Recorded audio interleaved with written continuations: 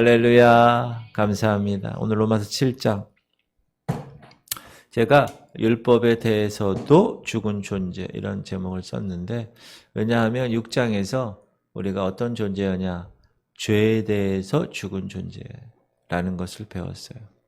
그래서 우리는 더 이상 죄를 짓지 못하는 존재가 되었다. 그걸 여러분들이 알고 그렇게 여기고 또 그렇게 내 모습이 안 되니까 성령께 양도하는 거예요. 성령께 주님이 하세요. 이렇게. 오늘 로마서 7장도 마찬가지예요. 율법에 대해서.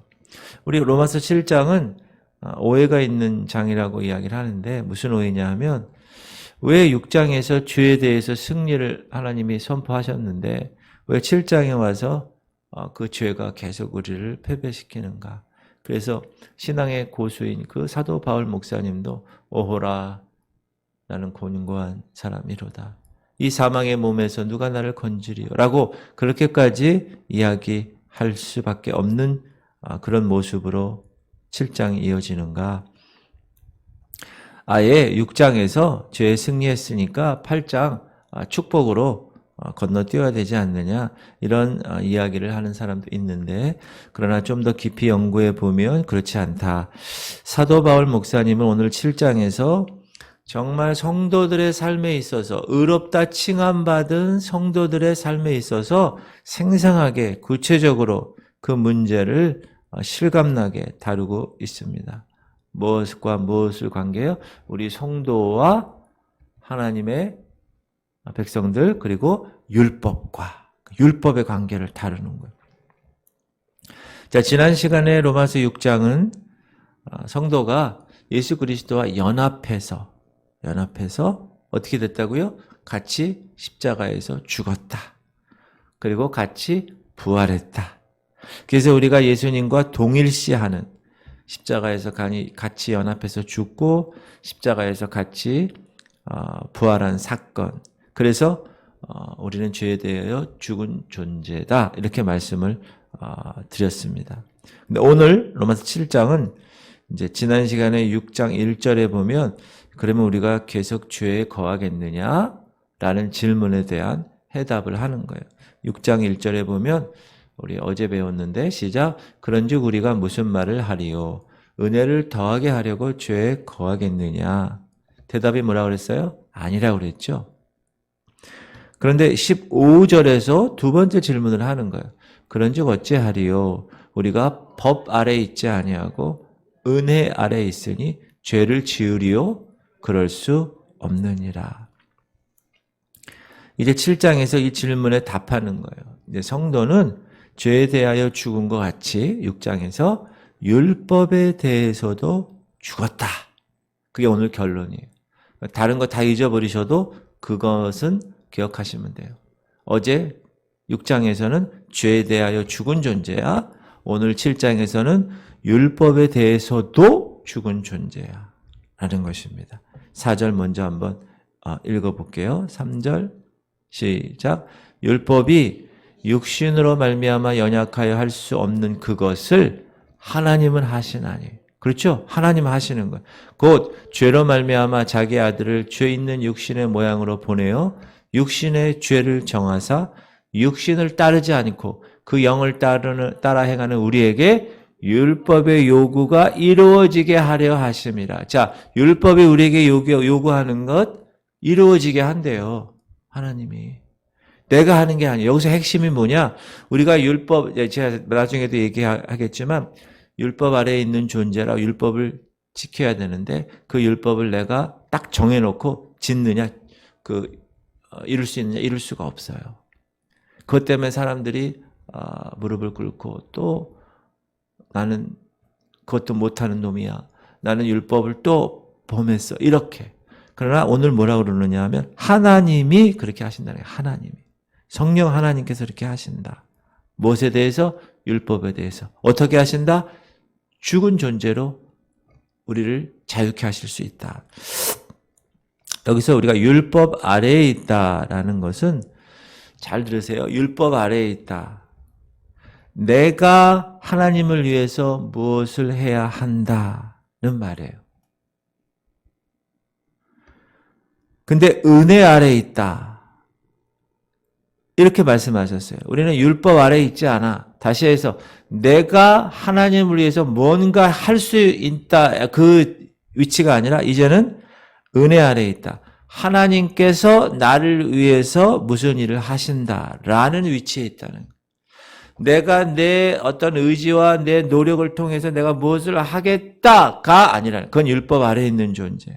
그러나 우리는 율법에서 하나님이 자유케 하셨어요. 그래서 이제 내가 뭘 하는 게 아니라 주어가 내가 아니라 주어가 하나님이 나를 위해서 무엇을 하고 율법을 통해서도 일어나게 하시고 자유케 하신다라는 것을 깨닫는다는 거예요.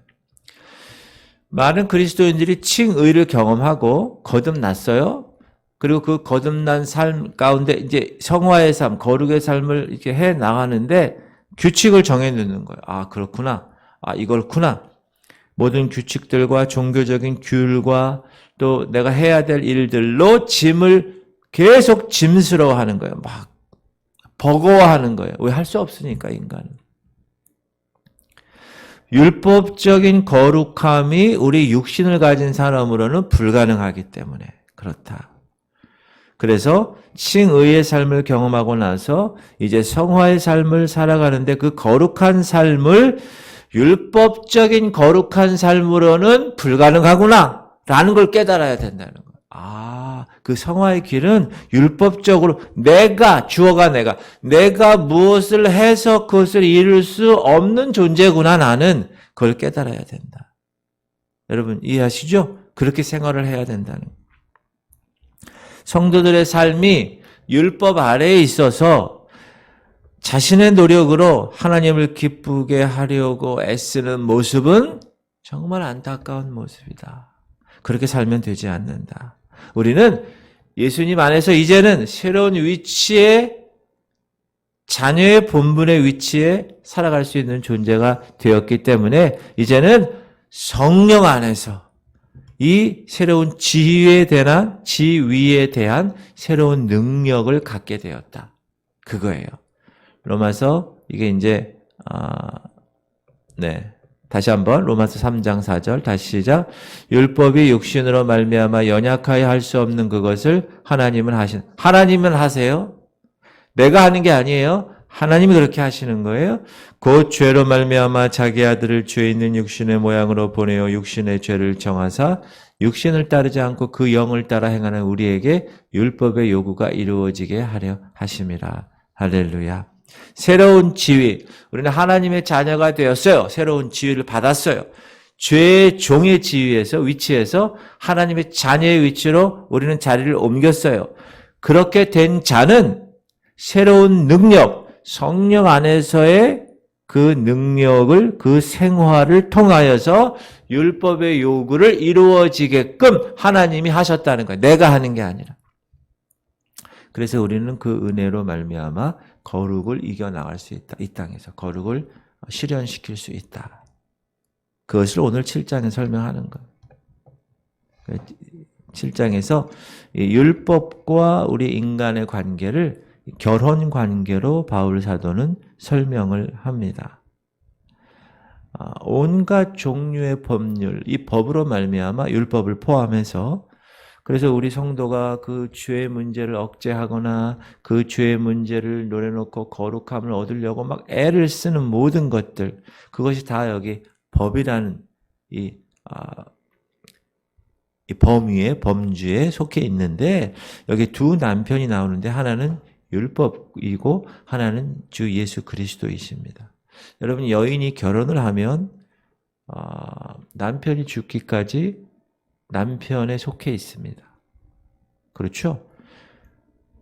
그가 그러나 죽은 후에는 다시 결혼할 수 있는 자유의 몸이 된다. 라고 이야기하면서 자 1절 읽어볼게요. 시작.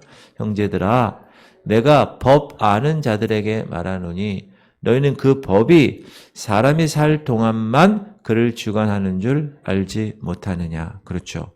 남편 있는 여인이 그 남편 생전에는 법으로 그에게 매인 바 되나. 우리가 여러분 혼인법 있잖아요. 혼인법. 마찬가지로 만일 그 남편이 죽으면 남편의 법에서 벗어나느니라. 그래서 남편이 죽어서 이제 홀로 있는 여인에게는 그 남편에 의해서 같이 여겨졌던 그 법에서 이제 벗어난다. 3절. 그러므로 만일 그 남편 생전에 다른 남자에게 가면 음녀라. 그렇죠. 남편이 있는데 다른 남자랑 하면은 그거는 음녀라는 거예요. 그러나 만일 남편이 죽으면 그 법에서 자유롭게 되나니 다른 남자에게 갈지라도 음녀가 되지 아니하느니라. 이렇게 얘기합니다. 예수를 만나기 전에는, 예수님을 경험하기 전에는 우리는 율법에 묶여져 있었다. 율법이 내 남편이었어요. 그런데 그 율법으로 말미암아 계속 그 율법을 지키지 못하면 뭐라 그래요? 정죄를 받는 거예요. 정죄를. 그러나 우리가 구원을 받았을 때 이제 율법이 죽은 게 아니야. 율법은 그대로 살아있어요. 그렇죠? 그러나 우리가 죽었어요. 어디에서? 예수님 안에서. 그러므로 우리는 더 이상 율법의 체계와 결혼한 상태가 아니다. 내가 죽었으니까. 우리가 6장에서도 죄되어 죽은 사람이 어떻게 죄를 져요? 무덤에 가서 그 사람한테 너 빨리 죄 져. 그럴 수 없는 거죠. 마찬가지로 율법에 대해서도 우리는 더 이상 율법이 나를 컨트롤할 수 없는 거예요. 왜? 내가 죽었으니까. 내가 죽었으니까. 4절. 그러므로 내 형제들아 너희도 그리스도의 몸으로 말미암아 율법에 대하여 죽임을 당하였으니 이는 다르니 곧 죽은 자 가운데서 살아나신 이에게 가서 우리가 하나님을 위하여 열매를 맺게 하려 함이라. 죽은 자 가운데서 다시 살아나신 이가 누구예요? 예수님이죠. 예수님. 이제 옛 남편인 율법은 우리를 컨트롤할 수 없다. 조절할 수 없다. 조정할 수 없어요. 우리는 이제 예수 그리스도를 통해서 놀라운 새로운 관계에 있기 때문에 그렇다. 자, 우리가 진노의 자녀였을 때는 율법은 단지 그 죄, 옛 본성의 죄를 일깨우는 역할만 했어요. 제가 그랬죠? 엑스레이. 율법, 야, 너 이거 죄야. 너 이거 죄야. 이렇게. 근데 그 죄의 결과는 뭐예요? 죽음이에요. 사망이에요. 사망을 위한 열매뿐이었어요. 우리가 육신에 있을 때는. 5절. 우리가 육신에 있을 때에는 율법으로 말미암는 죄의 정욕이 우리 지체 중에 역사하여 우리로 사망을 위하여 열매를 맺게 하였더니. 그렇죠. 진노의 자녀였을 때는 이렇게 했었습니다. 그러나 이제 우리는 율법에서 구원을 자유케 된 존재다. 누구로 인하여? 예수 그리스도로 인하여. 그래서 율법의 의문에 묵은 것이라고 하는데, 그렇죠? 옛 문서로서가 아니라 이제 율법에서 벗어났다. 이제 성령의 새롭게 하심으로 주님을 섬길 수 있게 되었다. 자, 이제 시작. 이제는 우리가 얽매였던 것에 대하여 죽었으므로, 율법에 대해서 죽었어요. 율법에서 벗어났으니 이러므로 우리가 영의 새로운 것으로 섬길 것이요 율법 조문에 묵은 것으로 아니할지니라. 할렐루야. 여러분, 그렇다고 해서 성도들이 하나님 말씀에 대한 의무를 저버리는 것이다 라고 얘기하는 것이 아니에요. 사실 우리의 의무는 하나님의 자녀가 된 이후로는 더 커졌어요. 왜냐하면 구약에서는 외적인 어떤 행위만을 많이 다룬다면 신약에서는 내적인 마음가짐을 더 요구하기 때문에 그래요. 그렇죠? 예수님이 계속 사두개인과 바리새인한테 하는 얘기가 뭐예요? 너희 마음에 위선자들아. 계속 그렇게 이야기하잖아요. 그래서 오늘 로마서 7장 6절 우리 방금 읽은 요 6절은 우리의 순종의 동기가 달라졌어요. 이제 율법에 의한 동기가 아니라 성령의 새로운 것에 대한 동기로 바뀌었다. 우리는 어떤 정해진 율법에 대해 기계적으로 우리가 순종하는 게 아니에요. 우리는 이제 이 내면에서 순종하는 거야. 마음으로부터 순종하는 거야. 우리가 딱 정해놓고 난 이걸 안 하면 안 돼. 그게 아니라 거기서 자유케 되었다. 자유케 되었다. 우리가 내일 공부할 건데 읽어볼게요. 육신을 따르지 않고 그 영을 따라 행하는 우리에게 잘 들으세요. 육신을 따라 행하는 게 아니야. 하나님의 성령을 따라 행하는 우리에게 율법의 요구가 이루어지게 하려 하심이라. 분명히 말씀하시죠? 성령을 통하여서 우리는 율법의 요구를 이룰 수 있다. 할렐루야. 그러므로 우리는 율법에 자유케 된 존재가 되었다라는 것입니다. 자, 우리가 하나님께 순종하는 것은 종이어서 주인이 야, 이거 해! 그렇게 얘기했기 때문에 어쩔 수 없이 순종하는 게 아니라는 거, 이제는. 이제 그런 종의 관계가 아니라 이제는 어떤 관계가 됐어요? 아내와 남편의 그런 관계가 되었다. 우리의 이제 신부는 바뀌었다. 우리는 신부가 되었어요. 여러분, 공동체 성경 읽기에 요즘 에스더서 하잖아요. 그죠? 에스더가 왕비가 됐잖아요. 우리는 하나님께서 예수 그리스도 그분을 기쁘게 하려고 신부로서 우리를 하나님이 만져주셨어요. 신부는 뭘 하는 게 신부예요? 신랑을 위해서 기쁘게 하는 게 신부예요. 신랑 신부가 헷갈리네 자꾸 새벽이라. 신랑이 요구하는 그 삶이 있잖아요. 그 삶을 신부는 어떻게 해요? 우리 신랑이 어떻게 했으면 좋겠다. 그럼 나 이렇게 해줘야지. 오늘 맛있게 이걸 해줘야지. 오늘 이렇게 도와드려야지. 이런 삶. 이 내면에서, 밥을 줘야 돼, 말아야 돼. 이게 아니라, 이 내면에서. 여러분, 매일 새끼 난 밥을 줘야 돼, 신랑에게. 그 율법에 있는 사람일 수 있어요. 내가 그냥 의무적으로. 그게 아니라 내 마음에서. 내가 너무 사랑하니까 오늘도 맛있는 걸로 내가 기쁘게 해드려야지. 이렇게. 그게 하나님이 요구하시는 이 땅에서의 우리의 백성들의 모습이다. 할렐루야. 그래서 이제 7장 7절부터 14절까지 두 가지 발견을 하는데, 두 가지 발견이 뭐냐면, 하나는 그러면 왜 하나님은 거룩함을 만들어주지 못할 이 율법을 왜 우리에게 주었을까? 그래서 그 율법으로 인하여 왜 우리가 괴롭힘을 당하게 할까? 하나님은 도대체 어떤 목적을 가지고 그렇게 하실 것인가?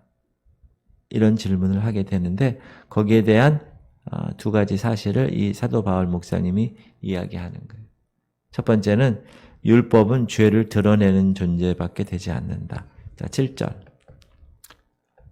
시작. 그런즉 우리가 무슨 말을 하리요? 율법이 죄냐? 그럴 수 없느니라. 율법으로 말미암지 않고는 내가 죄를 알지 못하였으니 그 율법이 탐내지 말라 하지 아니하였다라면 내가 탐심을 알지 못하였으리라. 우리가 율법을 읽을 때 율법이 요구하는 그것을 우리의 생활에 나타나는, 내가 율법이 없었을 때는 살인해도 그것이 죄인지 몰랐다. 그러나 율법에 살인하면 죄야 라고 얘기했기 때문에 내가 그걸 알았다. 이렇게 율법은 죄에 대해서 어떤 것을 정확하게 판단하는 기준을 한다. 엑스레이라고 그랬잖아요. 그렇구나. 그런데 8절 보면, 그러나 죄가 기회를 타서 계명으로 말미암아 내 속에서 온갖 탐심을 이루었나니, 그게 없었으면 탐심을 이루는 것을 모르는데 이루어진 것을 알아요. 이제 율법적 때문에. 이는 율법이 없으면 죄가 죽은 것임이라.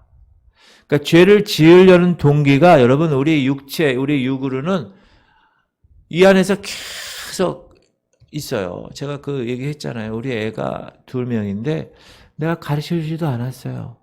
그런데 서로 시기하고 질투해요. 그건 뭐예요? 아담의 옛 본성에 의해서 유전된 우리의 인간의 본성이에요. 여러분, 목회를 하다 보면요, 별 사람 다 만납니다. 그런데 그 본질이 뭔가 보면 우리의 죄의 본성이에요. 목사인 저도 마찬가지고 성도들도 마찬가지고, 그것 때문에 다 무너지고, 그것 때문에 문제가 생기고, 그것 때문에 교회가 막 힘들어지는 경우가 많이 있는 거예요. 율법은 그래서 죄를 계속 짓게 만드는 거예요. 죄인을 죽이고 죄인을 속여요. 보세요. 9절에 전에 율법을 깨닫지 못했을 때에는 내가 살았더니 이제 계명이 이름에 죄는 살아나고 나는 죽었다. 왜? 그걸 죄라고 얘기하니까. 그래서 10절 생명에 이르게 할 그 계명이 내게 대하여 도리어 사망에 이르게 하는 것이 되었도다. 원래는 그 율법을 통하여서 생명에 이르게 하려고 죄 짓지 않게 하려고 그랬는데 도리어 사망에 이르게 했다. 11절 죄가 기회를 타서 계명으로 말미암아 나를 속이고 그것으로 나를 죽였느니라. 두 가지란 속이고 죽였다. 뭐가? 율법을 깨닫기 전에는 그 죄에 대해서 몰랐기 때문에 아무런 죄책감을 느끼지 않았어요. 그런데 율법의 말씀을 통해서 내가 거기를 기준해서 이렇게 비춰보니까 그 율법의 계명을 통해 보니까 나는 죄인이 되었어요. 근데 결국 그 죄는 사망에 이르게 되는 것을 내가 깨닫게 되었다. 그래서 죄가 나한테 올 때 죄가 속이고 죄가 나를 죽이는구나 라는 것을 알게 되었다. 그래서 결국에는 이거 하나님의 그 기준에 순종하는 것이 정말 힘든 거구나. 나는 참으로 미약한 존재이구나 라는 것을 깨닫게 되는 것이다. 12절 이로 보건대 율법은 거룩하고 계명도 거룩하고 의로우며 선하도다. 이것이 두 가지 발견 중에 처음 발견한 거예요. 율법은 죄를 드러내게 해서 나를 더 힘들게 하는 그런 거구나. 두 번째는 율법은 죄 아래 팔리게 한다라는 거예요.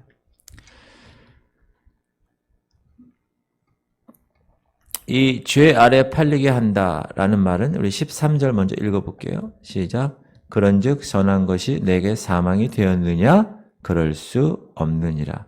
오직 죄가 죄로 드러나기 위하여 선한 그것으로 말미암아 나를 죽게 만들었으니 이는 계명으로 말미암아 죄로 심히 죄되게 하려 함이라. 우리가 율법은 신령한 줄을 알거니와 나는 율법에 대하 육신에 대하여 죄 아래 팔렸도다. 죄가 우리를 강제로 속박하는 것이 아니라 인간은 선천적으로 태어날 때 그 아담의 DNA를 우리가 갖고 태어난, 그래서 어떻게 해요? 자발적으로 죄에 순종할 수 없는 존재야. 선천적으로 죄에 순종할 수 없는 게 아니라 순종할 수밖에 없는 존재야. 여러분, 우리가 아담의 이 죄 본성 때문에 얼마나 죄에 순종하며 살아갑니까? 그렇죠? 목사도 그렇고 직분자도 그렇고 예수를 믿는 우리가 이 육을 갖고 있는 한 우리는 계속 넘어지게 되어 있다라는 것입니다. 밖으로 나타나는 행동만 아니라 안에 있는 것이 얼마나 썩어지고, 여러분 그 무덤이라고 그러잖아요. 열린 무덤. 얼마나 그 무덤이 여러분 썩어가지고 그 얼마나 지저분해요. 그런 열린 마음이라고 그래요. 열린 무덤, 목구멍은. 성도는 율법의 수단으로 해서는 스스로 의롭다고 행할 수 있는 존재는 아무도 없다. 왜? 아담의 DNA를 받았기 때문에. 하나님의 법이 선해서 그런 게 아니라 원래 인간의 본성 자체가 그렇다는 거예요. 인간의 육신의 본성 자체가. 그런데 새로운 성도의 삶 가운데 하나님의 본성이 이제 들어온 거예요. 칭의 사건을 통해서. 의롭다고 칭해줬어요. 한 것은 아무것도 없어요. 그냥 내 계좌에 의를 넣어주셨어요. 의의 옷을 입혀주셨어요. 그래서 여기에 하나님의 본성의 씨가 딱 들어왔다고요. 그 본성의 씨가 이 내 원래 인간의 본성과 어떻게 돼요? 싸우는. 근데 이 새로운 본성은 율법의 규율을 필요하지 않아. 이 율법, 이 새로운 본성은. 그것을 발견해 나가야 된다. 누가? 우리가. 칭의를 받은 이후의 삶에 살아가는 우리에게 있어서는 그 원리를 알고 나가야 된다. 그래서 두 가지 원리를 이야기합니다. 세 번째, 두 가지 원리 15절부터 25절까지. 두 가지 원리가 뭐냐 하면 죄와 사망의 법이에요. 첫 번째는. 그리고 두 번째는 생명의 성령의 법이에요. 이 두 가지. 이거 8장에서 공부할 건데 우리 내일 8장 2절 먼저 한번 읽어봅시다. 이는 그리스도 예수 안에 있는 생명의 성령의 법이 죄와 사망의 법에서 너를 해방하였으며, 여기 두 가지 본성이 나오죠. 죄와 사망의 법, 생명의 성령의 법, 두 가지가 나옵니다. 구원이라는 것은 어떤 한 사람을 개혁시키는 거 아니야. 그렇게 할 수가 없어요. 왜냐하면 우리는 개혁으로 우리의 삶이 변하지 않아요. 변하지 않아요. 구원이란 하나님께서 인간의 이 삶 가운데 하나님의 본성을 주셔서 그 본성이 이 옛 본성을, 인간의 본성을 십자가에 못 박아서 하나님의 생명의 성령의 법으로 이 본성으로 살아갈 수 있게 하는 것, 그것이 구원이다 라고 이야기합니다. 자, 우리가 칭의의 사건을 경험하고서도 죄를 지을 능력이 우리 안에 있어요. 육을 갖고 있기 때문에. 그게 믿음의 고수인 사도 바울의 목사님의 고백이에요. 한번 천천히 읽어볼게요. 내가 행하는 것을 내가 알지 못하노니 곧 내가 원하는 것은 행하지 않고 도리어 미워하는 것을 행함이라. 야, 여기에 보면 하나님의 본성이 원하는 걸 행하려고 그러는데 이 내 본성이 워낙 크니까 이것이 할 수 없게 한다. 16절. 만일 내가 원하지 아니하는 그것을 행하면 내가 이로써 율법이 선한 것을 시인하노니 이제는 그것을 행하는 자가 내가 아니요 내 속에 거하는 죄니라. 죄 때문에, 죄의 본성 때문에. 내 속, 곧 내 육신에 선한 것이 거하지 아니하는 줄을 아노니. 내 육에는요 선한 것이 없어. 원함은 내게 있으나 선을 행하는 것은 없노라. 내가 원하는 바 선은 행하지 아니하고 도리어 원하지 아니하는 바 악을 행하는도다. 그렇죠. 만일 내가 원하지 아니하는 그것을 하면 이를 행하는 자는 내가 아니요 내 속에 거하는 죄니라. 또 반복하고 그러므로 내가 한 법을 깨달았어요. 이제 한 법을 깨달았어요. 곧 선을 행하기 원하는 나에게 악이 함께 있는 것이로다. 내 속사람으로는 하나님의 법을 즐거워하되 내 지체 속에 한 다른 법이 내 마음의 법과 싸워 내 지체 속에 있는 죄의 법으로 나를 사로잡는 것을 보는도다. 오호라 나는 공고한 사람이로다. 이 사망의 몸에서 누가 나를 건져내랴. 우리 주 예수 그리스도로 말미암아 하나님께 감사하리로다. 그런즉 내 자신이 마음으로는 하나님의 법을, 육신으로는 죄의 법을 섬기노라. 이 두 가지의 법이 이 안에 존재해서 그 영성의 고수인 사도 바울 목사님조차도 이 두 법이 싸워서 너무너무 힘들다. 이렇게 얘기하고 계시는 거예요. 우리는 죄를 지을 능력을 여전히 갖고 있지만, 그러나 거룩함, 이 하나님의 본성에 의한 이 거룩한 갈망도 동시에 가지고 있다. 가지고 있다. 그러므로 이제 하나님의 거룩한 자녀가 이 하나님의 본성에 얼마만큼 내가 말씀과 기도와 성령 충만, 특별히 성령의 그 역사를 통하여서 이 인간의 법을 다스리느냐에 따라 내가 거룩한 성화를 감당하느냐, 그렇지 못하고 매일 죄에 무릎을 꿇느냐가 결정된다. 자, 첫 번째 죄와 사망의 법 한번 공부해 보도록 하겠습니다. 이거는 아까 처음에 얘기했듯이 옛 본성이 작동되는 거예요. 옛 본성이. 그러니까 의롭다 칭함 받았음에도 불구하고 선을 행하기 원함에도 불구하고 이 옛 본성이 동시에 같이 있기 때문에 우리가 여러분 그래서 선한 일을 해도 악에 물들어 있는 존재라는 걸 반드시 생각해야 돼요. 그러므로 교회에서 특별히 목사도 마찬가지고 교회에서 하나님의 선한 일을 하는 것 같아. 그러나 그 선한 일을 하는 과정에 이 육체의 옛 본성이 만약에 들어가서 작동시키면요. 하나님이고 예수님이고 성령이고 없어요. 사람의 인간의 본성은 그런 거예요. 자기의 모든 게 다 드러나는 거예요.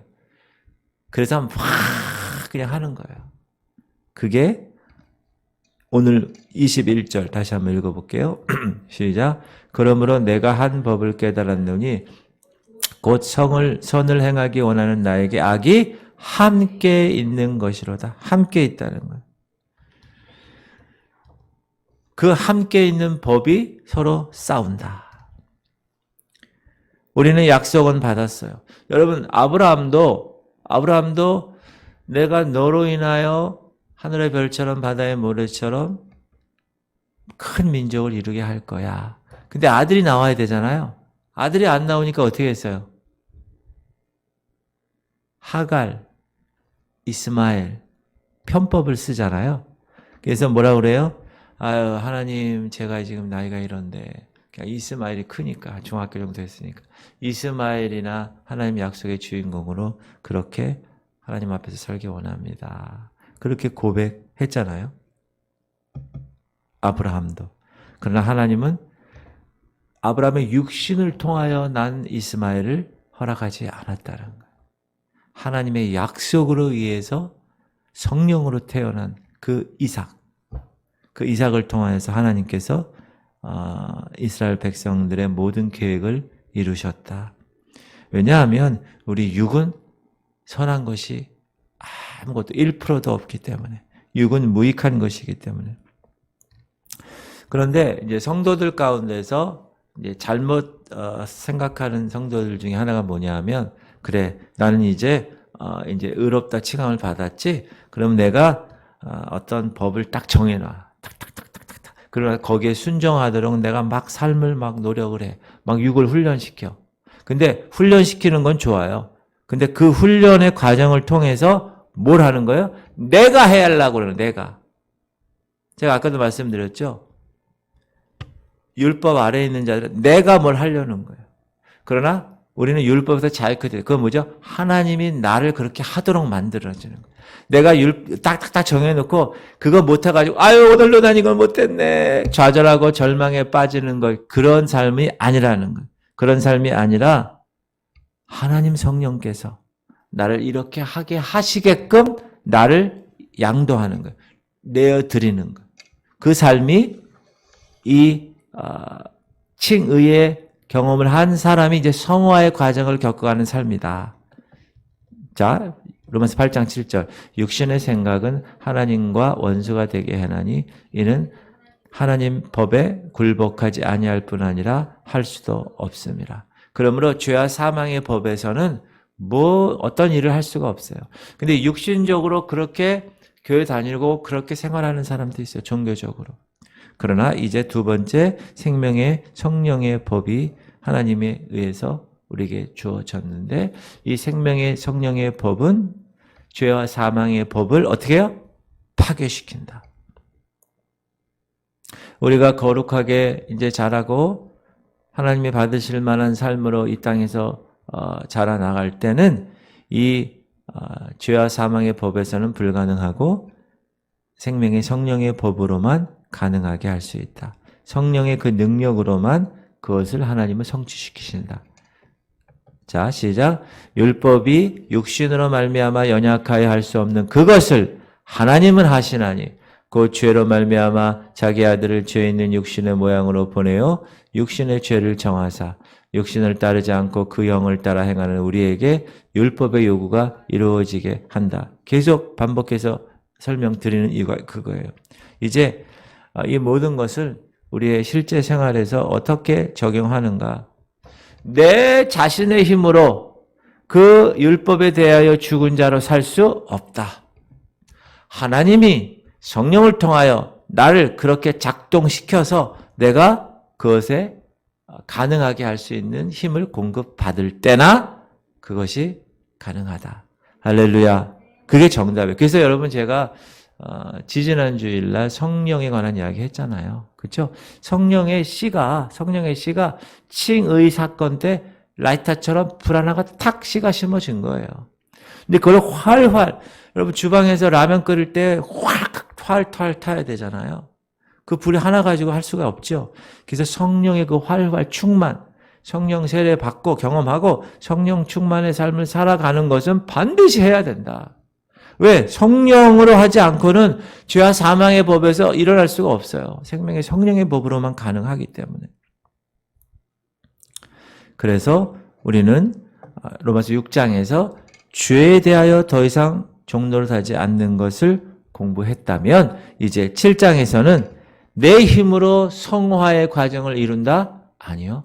성령으로 성령께 의지하면서 성령으로 인하여 내 모든 삶을 내어놓을 때, 이해를 때, 양도하다. 알라, 여기라, 양도하라. 기억나시죠? 세 가지. 그 세 가지로 특별히 세 번째, 성령께 내 삶을 양도하는 거예요. 내 삶을 드리는 거예요. 이제 성령께서 행하게 하시는 거예요. 할렐루야. 그게 맡기는 거예요. 그러면 우리는 그 죄, 그 억누르는 것들이 다 해결되는 거예요. 이제 그 율법의 그 계명들조차도 다 해방되는 거예요. 성령을 통하여 하나님 자녀들이 가지는 축복의 놀라운 선물들을 여러분 누리시고 또 그것을 통하여 기뻐 생활하시기 바랍니다. 목사님 교회 다니면 이것도 해야 되고 저것도 해야 되고 이것도 해야 되고 그거는 성령님한테 맡기지 않아서 그런 거예요. 내가 하려고 그러니 주어가 나야. 그러니까 내가 하려고 막 하니까 얼마나 힘들어. 안 되죠. 이 육신에 이 세력이 있는데 죄의 세력이 있는데 그러므로 하나님 오늘도 성령께 맡기겠습니다. 성령의 말하게 하심을 따라 말하고 성령의 뜻대로 생각하고 성령께서 주시는 지혜와 계시의 영을 주셔서 말씀을 깨닫게 하시고 다 성령님이 하시는 거예요. 조명을 통해서 우리가 환하게 본 것처럼 말씀을 읽을 때도 성령의 계시의 영을 주시고 조명하셔서 성령의 조명으로 말씀을 깨닫고 내가 기도하는 것도 성령께서 중보 기도를 나한테 해주셔서 내가 그 힘을 가지고 기도하고 내가 저는 목사로서 이 목회하는 것도 제가 막 머리 굴려서 뭐 하는 그게 아니라 성령께서 행하게 하셔서 나는 그 성령의 동력을 받아서 목회도 감당하고 여러분들도 마찬가지고 다 그런 생활을 하는 것이 성화의 과정이라. 그래야 이길 수 있다. 내 본성이 이 성령의 이 하나님의 본성에 접근할 수 없게끔 완벽하게 성령의 본성이 다 지배할 수 있게끔 성령이 나를 지배할 수 있게끔 할렐루야. 그것이 핵심이라는 거. 그래서 어제 죄에 대해서 죽은 존재, 오늘 율법에 대해서 죽은 존재. 그리고 내일은 이제 성령에 의해서 로마서 8장, 그 유명한 로마서 8장을 공부하도록 하겠습니다. 할렐루야. 기도 제목.